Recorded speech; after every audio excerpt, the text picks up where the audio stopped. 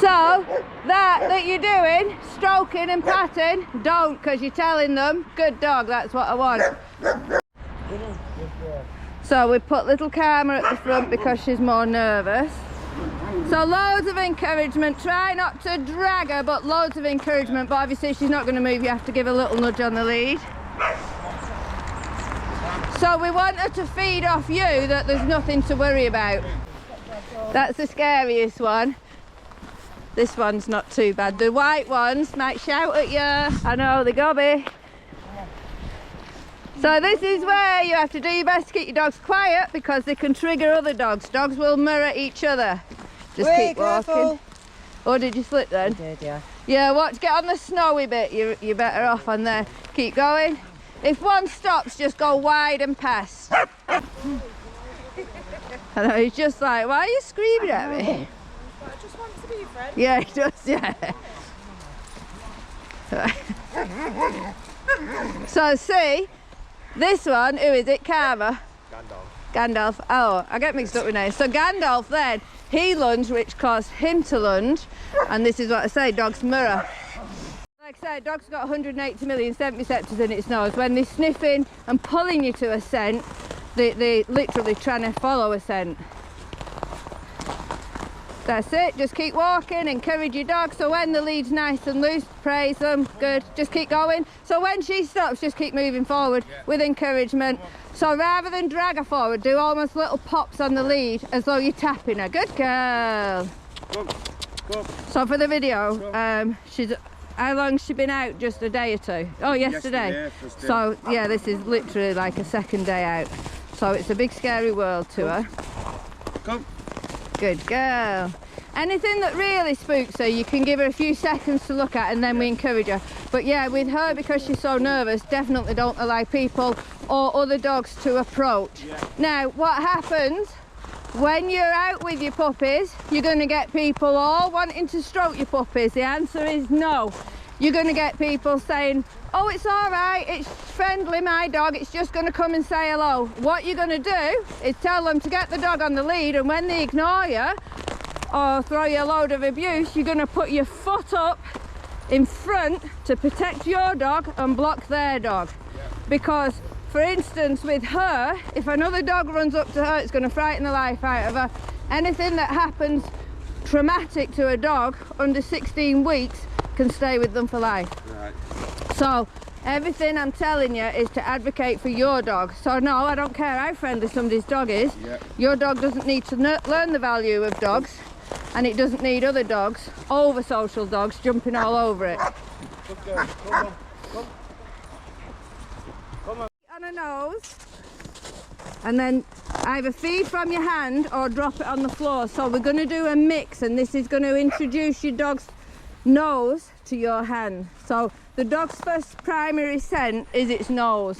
So we're going to teach the dog how to use its nose. So put your food literally up his nostril, and either feed from your hand. You're going to feed from your hand a couple of times, and then you're going to start dropping the treats on the floor. And once they get used to the game, you're going to start throwing the treats a little bit more. Once the dog's really on the game, you're then going to add a word in, get it, find it. Whatever your word is, you're going to start saying your word as you're throwing your treats out. So we did this last week, go again this week. The more you practice, the better they get, and the more attention they pay to you. And also good, she was jumping around then, but good, because as you give the treat, she was calm. So make sure the feet are down when you give the treat. Never give a dog treats if its feet are up in the air, because otherwise you're teaching them to jump up on you. Good. You see how it calms them down? They focus straight away. So some from your hand, some from the floor. It turns into a good search game. So what people do, they focus mainly on physically tiring the dog, and this is what I said last week. We need to mentally tire them, not physically. Or physically and mentally, not just one or the other. So this is where you can use the treats, keep them busy on the treats.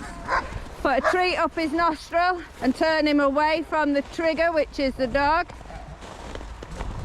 That's it, that's it. Keep your treat right close to her nose. Move her head, that's it. So your treat gets the attention and then your hand moves away from the trigger. Good. You see, she was all giddy and then she's like, oh, food. Go again. See how she's looking at you? Good.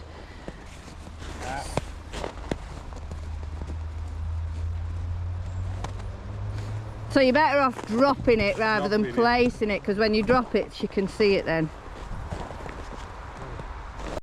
We're going to do recall. So again, similar to the lead work, you're going to give them the full length of your leads. You're going to walk. When the dog's sniffing and not paying attention, you're going to call your dog. At the same time as you call, you're going to give a little pop on your lead. Your hand's going to be down and you're going to walk away from your dog. Come on. Encouraging them to come to you. We don't wait till the dog's with us before we give praise. The second they look at you and start coming your way, good boy or good girl, whatever, good dog, come on.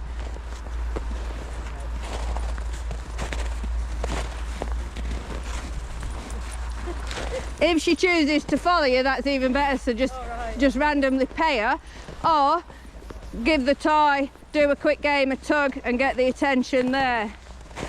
So your recall rewards are either a treat or toys, and mix it all up. So you see what I did?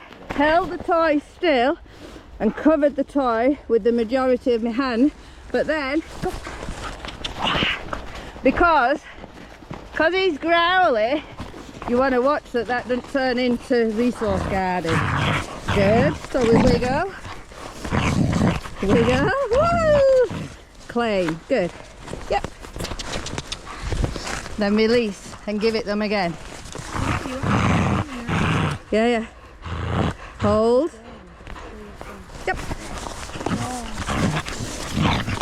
Wiggle. Yay! Hold, claim. Yep. Good boy. So you're teaching them you can have whatever we give you, but we can take it back at any time. You do not growl at us, because before I started doing this he was growling, so he was like this. So this is where it's becoming a game of that's your narkiness, which is what he did a little bit of before. Gandalf, does he know sit? Yeah. Sit. Sit. Sit. Sit.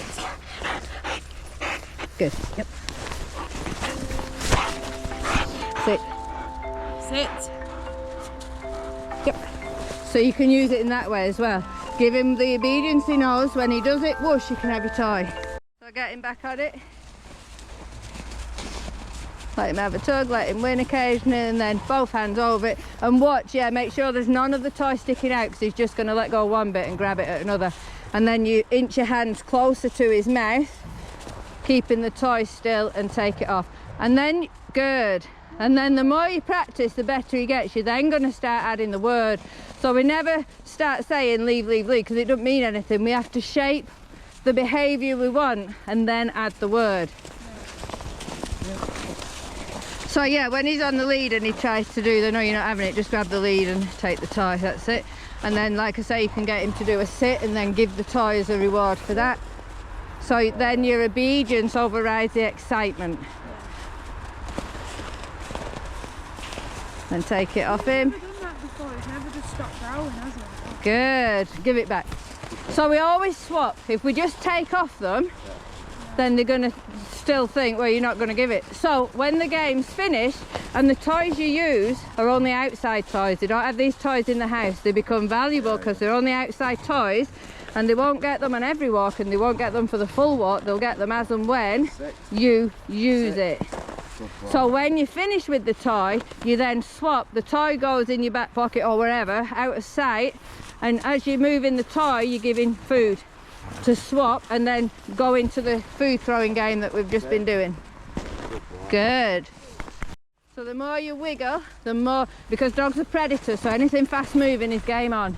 The more you wiggle, but then you must always make sure you can get the toy back off them. So you cover your whole hand over the toy, keep the toy still so it's no longer fun, and then take it off them. So I've just been asked about how much exercise you can give a puppy. So how old is she? 11 and a half weeks. 2 days. 11 weeks. So she's 11-week-old German Shepherd puppy. Ignore the, oh, you can't walk your dog more than 5 minutes a month, because that is absolute bullshit. You will get behaviour issues. So basically your dog dictates. Where it comes in that you're damaging joints is when you're doing, for instance, ball throwing, high intensity sports. That's where you're buggering up your dog, even, you know, up to 2 year old. It depends on the breeder dog to when they finish growing. So it's a high intense sports that cock your dog's joints up, not just a walk along, you know, at normal. And even if your dog's off lead, your dog's doing its own pace. You're not forcibly getting it running or jumping or anything. So yeah, your dog will dictate what is enough, because they'll be super tired. And she'll find, especially with young dogs, she'll find that she'll sit down and be like, nope, that's it, I'm too tired. Yeah. So go off your dog. Your own dog will let you know.